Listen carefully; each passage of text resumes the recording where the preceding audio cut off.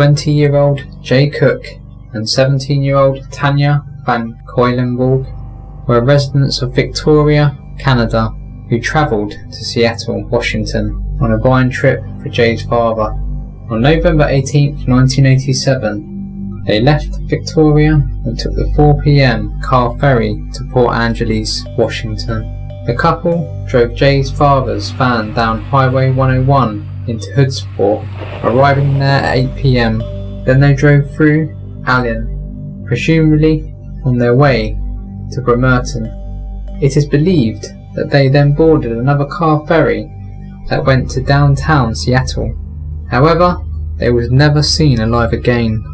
Jay and Tanya were expected home the next day, but when they did not call or arrive home that evening, their parents became concerned. On November the 20th, the couple was reported missing. Tragically, on November the 24th, Tanya was found raped and shot to death in Skagit County, Washington. Her body was bound with plastic wire ties.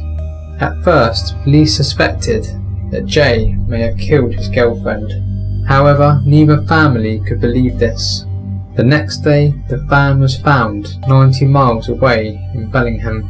A Bremerton Seattle ferry ticket was found inside. The van's keys and more plastic ties, along with plastic gloves, Tanya's driver license and a half box of ammunition were discovered underneath a tavern 2 blocks away. On November 26th, Jay was found beaten and strangled to death. His hands also bound with plastic ties. His body was found underneath a bridge near Monroe.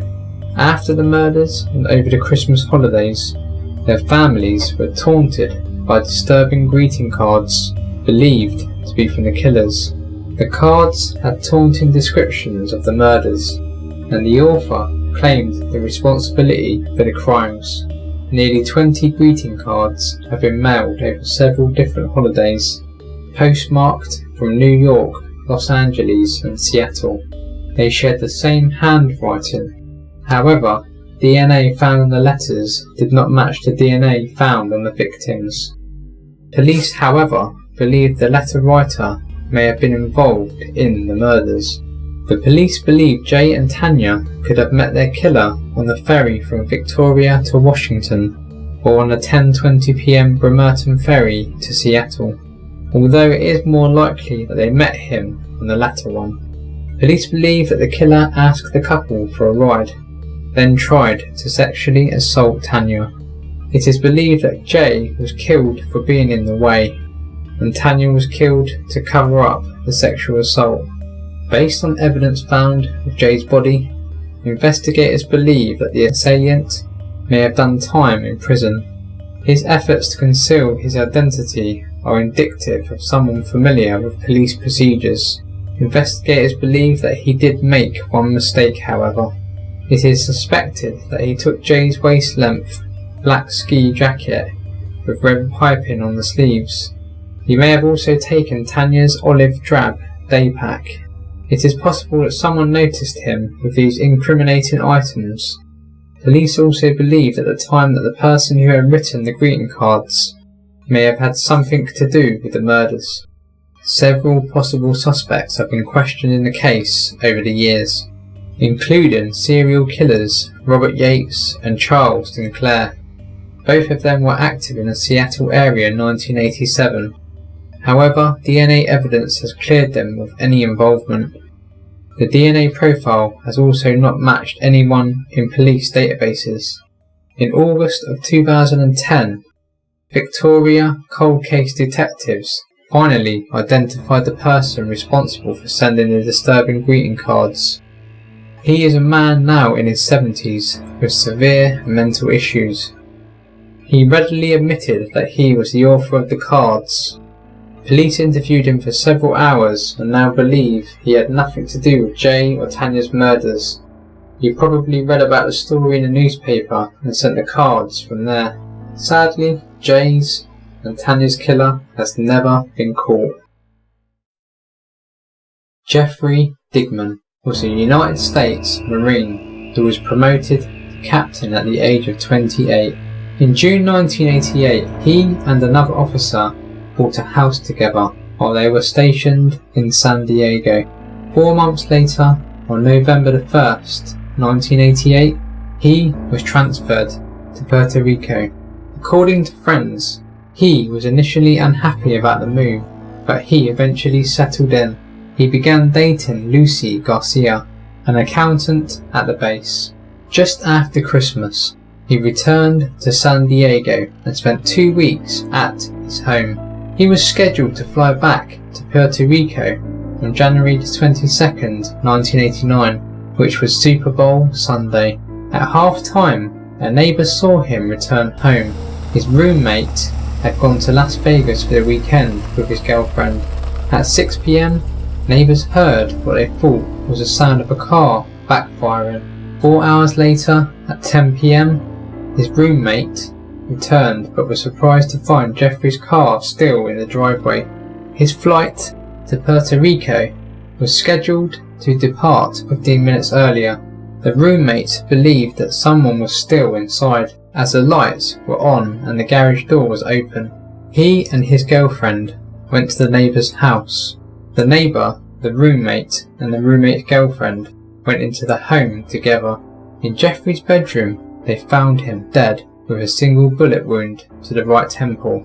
His blood alcohol level was 24, which was 3 times the legal limit for intoxication. The authorities ruled it a suicide after speaking with his friends and acquaintances. They also stated that the forensic evidence proved that his death was a suicide. They had completed a gunshot residue, or GSR, test on Jeffrey's hands. The test indicated that he had fired a gun by using his right hand. The coroner and Naval Investigative Services also ruled his death a suicide. Jeffrey's family, however, is convinced that he was actually murdered. His parents hired several independent experts and started their own investigation into his death. They reconstructed his childhood bedroom to look like the room where he died. Private investigator Ted Gunderson determined the trajectory of the bullet. According to their investigation, Jeffrey would have had to lean sideways away from the bed in the process of shooting, since he was left-handed. He also would have had to hold the gun upside down. Finally, if he had shot himself in that position, he would have fell forwards to the ground, not backwards onto the bed. The Digmans also point out that Jeffrey was left-handed, but the powder burns were found on his right hand. They also note that blood was found trailing down from his ear. This suggests that he was upright for at least 6 seconds after the shooting. Small injuries on his body also suggest foul play. Blood smears on his sheets also seemed suspicious. 10 months after his death, his parents requested that his body be exhumed and a second autopsy performed. The Naval Hospital in San Diego performed the second autopsy. They found 2 injuries on his body that were not mentioned in the original report. However, the new report stated that the injuries were insignificant and did not mean that he was murdered.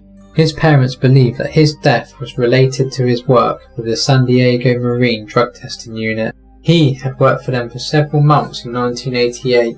His mother remembered asking him about drug testing documents in his San Diego room. After his death, they could not find these documents. Like many Marines, Jeffrey owned a green book, a green hand-cover book with blank pages that Marines use as their journal.